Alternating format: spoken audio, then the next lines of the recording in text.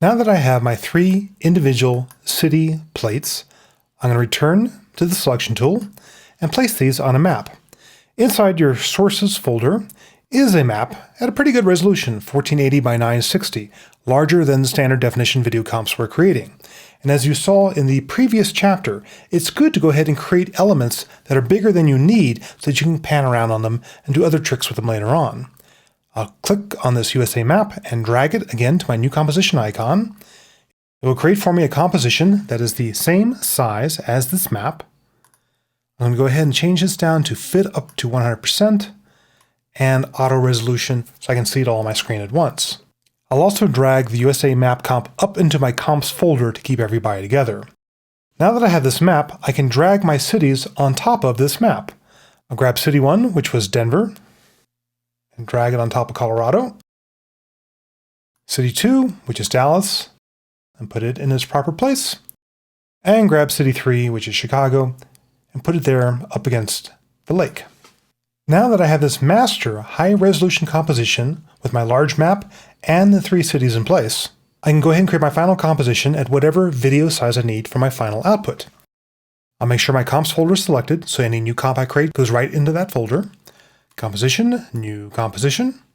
Go ahead and pick a template for my video output. In this case, I'm still using the DV standard definition format. Set a duration. In this case, I only need a 5-second long animation. And by the way, it's good to know this number ahead of time because you want to make sure that all the pre-comps you create are at least that duration so you don't run out of material when you're building your final comp. And I will name this composition Locations Main, as it's my main composition. Press OK.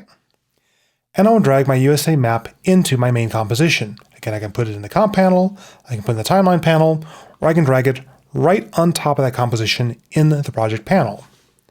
I'll set up an initial pose here by pressing S for scale, bring it down a little bit to where it fits nicely, and press Shift plus P to also reveal its position, and maybe scoot it over a little bit. I'm pressing Shift plus right cursor to move it over, and then right cursor on itself to make a finer adjustment. I'm going to bias a little bit towards the left here to better center up my cities. Now let's animate a movement in on our choice locations. I'll keyframe position and scale. Now you might remember from an earlier After Effects Apprentice lesson that if you're doing very complex movements where you're trying to simulate camera motion control, you want to animate the anchor point instead of position. But in this case where I'm just doing a very general push, I can get by with animating just position instead of the more correct anchor point. I'll go a little bit later in time, a little bit before my end here. I'm going to press the apostrophe key to make sure I'm not going outside my safe areas, and pick up and slightly move the position of this comp. And I'll set the scale to a size that I'm comfortable with. It's not violating my safe zones too much. That's looking pretty good right around there. I'll press 0 on the numeric keypad to run preview.